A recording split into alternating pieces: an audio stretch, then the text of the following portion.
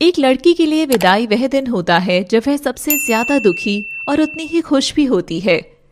बाप की चौखट पर नाखून की मेहंदी छटक कर पराई तो हो जाती है, पर पति की दहलीज पर चावल कलश उड़ेल कर उसे अपना सब कुछ मान लेती है। आराधना के लिए भी अनुराग आज सब कुछ हो गया था।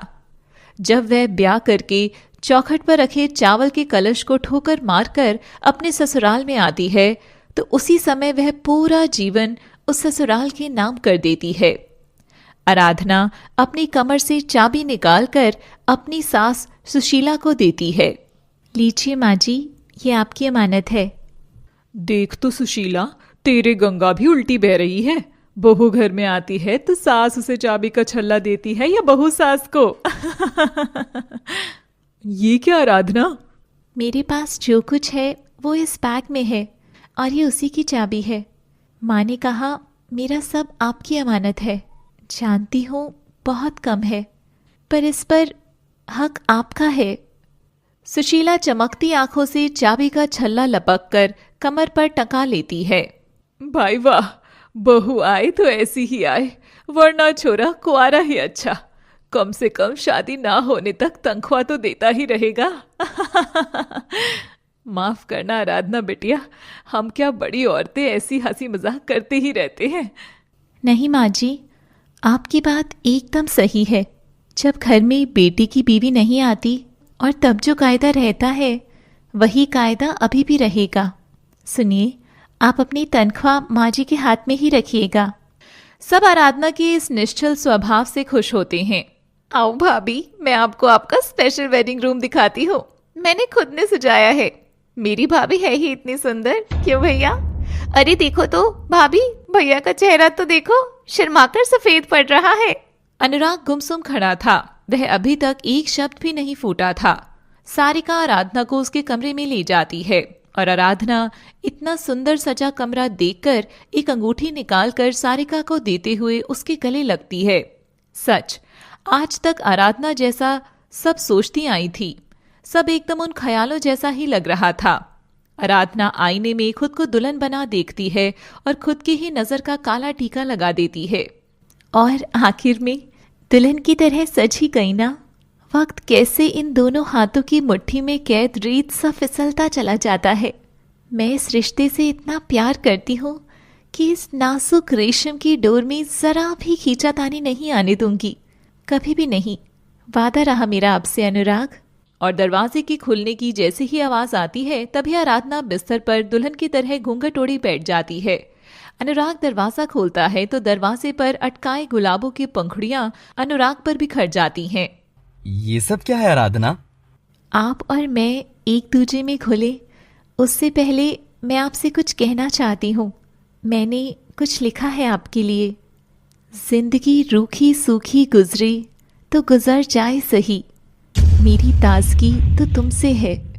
तकदीर रूठी रूठी सी हो तो रूठ जाए सही, मेरा तो सब जहां तुझी से है। ये दिन और रात, ये समा तुझी से है। कोई भूल बनो तो तू माफ़ी बन, कोई राह चलो तो तू साथी बन। कभी भटक जाऊं तो डांट डपट कर खींच लेना अपनी बाहों में। तुम ना मनाओ इस रूठी को, पर तब भी मैं तो बेइंतहा प्यार करूंगी तुम्हें, प्यार करूंगी तुम्हें।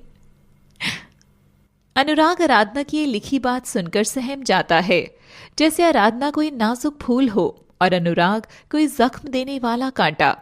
आराधना घूंघट में धुंधला सा देख पा रही थी। चुप क्यों है आप? कुछ बोल क्यों नहीं रही? कोई बात बुरी लगी क्या? पर अनुराग कोई जवाब नहीं देता। आप वहीं क्यों खड़े हैं? शायद मैंने ही कुछ गलत बोल दिया। जानते हैं, ये मैंने बहुत सालों पहले लिखा था, आज ही के दिन के लिए। कितना सब सोचती थी मैं। मैं भी पागल थी। मेरे पति कमरे में आएंगे तो ये कहूँगी वो कहूँगी, सब बताऊँगी पूछूँगी, और आज कांप रही हूँ मैं। सुनिए, आप कुछ तो बोलिए। अनुराग आगे कदम बढ़ाता है। उसे बढ़ता देख आराधना थोड़ा सा शर्माती है, घबराती है।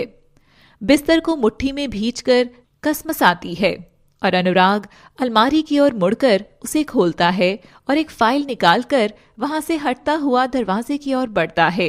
तुम आज थक गई होगी आराधना। अगर आज आराम नहीं किया तो कल फिर से इन्हीं औरतों के तामझाम में पूरे दिन थकी रहोगी।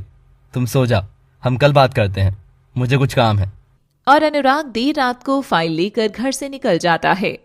दरवाजे की धमक से आराधना सिहर उठती है और वह अपना घूंघट उठाती है और दराज से एक घड़ी का डिब्बा निकालती है। यहाँ आने से पहले सोचा था इस रिश्ते के लिए थोड़ा अच्छा वक्त खरीद लाऊं, पर आप खुद इतने अच्छे हैं कि आज रात को मुझे ही वक्त दे दिया। धत, तू भी क्या क्या सोच रही थी आराधना कि फर्स्ट नाइट को ये होगा वो होगा। धत। आराधना उठती है और आईने के सामने बैठकर अपने हाथों से अपना सारा श्रृंगार उतारती है। मांग टीके के नीचे सजी थी उसकी लाल मांग। सिंदूर ही तो एक तरह की पूंजी होती है हर पत्नी की, जिसे विश्वास रहता है कि अब इस सिंदूर से उसकी किस्मत में उसके पति का नाम हमेशा के लिए दर्ज हो गया है, जिसे देख वो भी बहुत खुश होती है और नाइट वियर में आकर सो जाती है। अगली सुबह होती है, दरवाजे पर सारिका थी। ओहो, सुबह हो गई, पर लगता है भाभी तो अभी भी भैया की बाहों में ही अंगड़ाइयां ले रही हैं। हट बदमाश, थोड़ी तो लाज मर्यादा रख। ये सब अपने भाई के लिए कौन बोलता है? मैं बोलती हूँ मैं, और इसमें क्या मर्यादा, एक ही तो भाभी है मेरी, उसको छेड़ू भी नहीं। ओ मिसेज अनुराग, उठती हो कि अंदर आ जाऊं? सारिका की आवाज सुन आराधना उठती है और देखती है कमरे में अभी भी वो अकेली ही थी। तभी वह दरवाजा खोलती है तो सारिका और सुशीला उसके बिखरे बाल, ढीले कपड़े देख मुस्कुराते हैं और सुशीला उसका चेहरा सहलाती है। लगता है कल रात बड़ी आराम से सोई है मेरी बिटिया। हाँ, आराम से या फिर परेशान होकर? ओह ओह, मैं तो कुछ बोली ही नहीं। आराधना तो बस एक शालीन बहू की तरह नजर झुकाए खड़ी थी। वह कुछ नहीं समझ पा रही थी। तभी वह परेशान होकर बोलती है, माँ जी, वो कहाँ है? कहाँ है मतलब? अरे अपने कमरे में ही होगा ना, इतनी सुबह कहाँ जाएगा मेरा अनु? वो सुबह नहीं माँ जी, वो रात में ही चले गए थे, ऑफिस का कुछ काम बताकर। सुशीला और सारिका ये बात सुनकर चुप हो जाती हैं और उनके सारे मजाक ठंडे पड़ गए थे। अच्छा, शायद कोई काम ही होगा उसे। बेटिया, तुम भी जाकर तैयार हो जाओ, लोग बाग का अभी भी आना शुरू हो जाएगा। आज तुम्हारी पहली रसोई भी है। अनुराग की फेवरेट डिश हलवा ही बनाना। बिस्तर का रास्ता पेट से ही होकर जाए, हाँ नहीं तो क्या। अरे इतना क्या शर्मा रही है, हमारी सास भी हमको यही गुण सिखाई थी, तब ना 3 बच्चे जन्म दिए हम बैक टू बैक। हाँ। आराधना शर्माकर खुश हो जाती है। दिन की शुरुआत अच्छी रही। सुशीला और सारिका रसोई में जाते हैं और खुसर पुसर करना शुरू कर देते हैं। दोनों खुद एक औरत थी, मगर वो आराधना के लिए बोलते हुए जरा भी लाज नहीं करती। देखा माँ, पहली ही रात को भाई घर नहीं आया। बताओ भला, नई बीवी के साथ सुहाग रात से कौन चीज चुराता है भला? मेरो तो जी ही बैठ हो जा रहा है बिटिया, कहीं इसके शरीर में तो कोई कमी नहीं। अब भला औरत जात होकर भी अपना मर्द ना पल्लू से बांध सकी तो फिर कैसी औरत? सारिका बिटिया, मेरा जी बैठो जा रहा है। इसका कोई उर्जो पुर्जो तो खराब नहीं, जे हम जो मॉडल गलत तो घर नहीं ले आए। अरे भाग फूटो तो नहीं निकल गए कहे हमारो। तभी सुंदर साड़ी पहनकर आराधना रसोई में आ जाती है। उसे देख ननद सास चुप होकर बातें बनाने लगती है। आ गई बिटिया, हम तो तेरी ही बात कर रहे थे कि भाग खुल गए हमारे, जो दिया लेकर घूमे बिना ही ऐसे सोने सी बहू मिल गई हमें। और वो हलवा बनाती है और वहां अनुराग भी आ जाता है। अरे अनु, तू कल घर पर नहीं था? हाँ माँ, वो ऑफिस का काम ज्यादा था तो मैं रात में वहीं गेस्ट हाउस में रुक गया था। अब बस हाथ मुंह धोकर आता हूँ। अनुराग आता है तब तक आराधना बहुत मन करके उसके लिए हलवा बनाकर तैयार रखती है। वह पलटती है कि वहां अनुराग उसके पीछे खड़ा था और दोनों टकरा जाते हैं। दोनों की धड़कनें तेज थी। ये रिश्ते की पहली छुअन थी। कल के लिए सॉरी जान। आहा, मुंह मीठा करने के समय कोई गिला शिकवा नहीं। हलवा खाइए। अपने हाथ से नहीं खिलाओगी? आराधना अनुराग की आंखों में देखते हुए उसे बहुत प्यार से हलवा खिला रही थी। वाह अरु, क्या सही हलवा बनाई हो तुम। अरे माँ, ओ माँ, रेसिपी लिखवाए लियो अपनी बहू से। तुमको भी माफ कर दिए तो। हे, तुम्हारी आंखें क्यों नम है? वो आज से पहले बाबा ही मुझे अरु बुलाते थे, और आज आप। ओ माय बेबी, इधर आ। म्मा। और अनुराग आराधना का माथा चूमकर उसे गले लगाता है। बस यही तो चाहती थी अनुराधा बचपन से, कि इतना प्यार करने वाला पति ही मिले। अपने हाथ से और नहीं खिलाओगी? खिलाऊंगी ना अनुराग।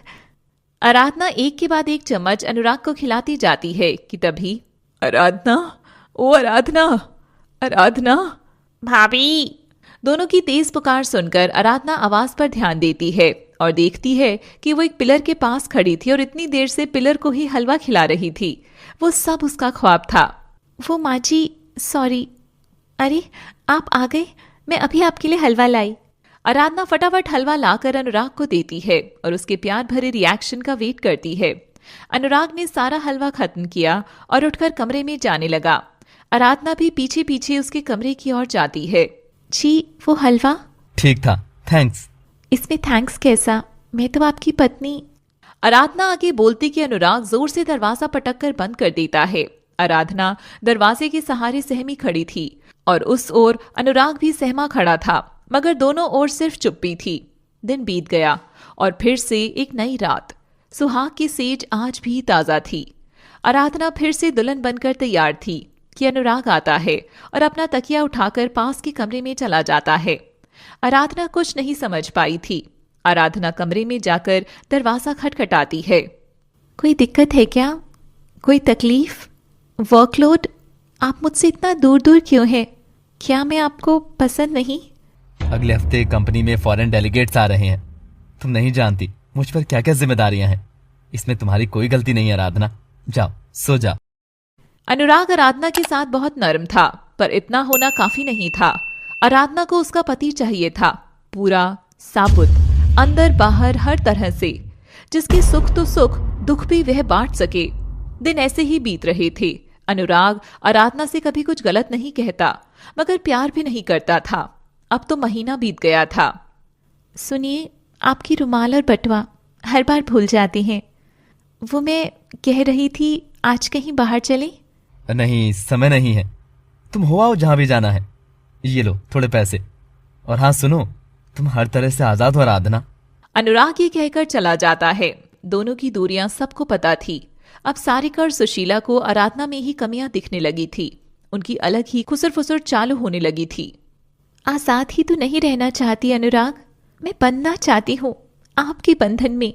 मुझे खुद संग बांध लो ना। तुम क्यों नहीं समझती आराधना? ये रिश्ता सिर्फ दिखावे के सिवा कुछ नहीं है। आखिर किस वजह से अनुराग आराधना को ब्याह करके तो ले आया, मगर कभी पत्नी वाला दर्जा नहीं दे सका।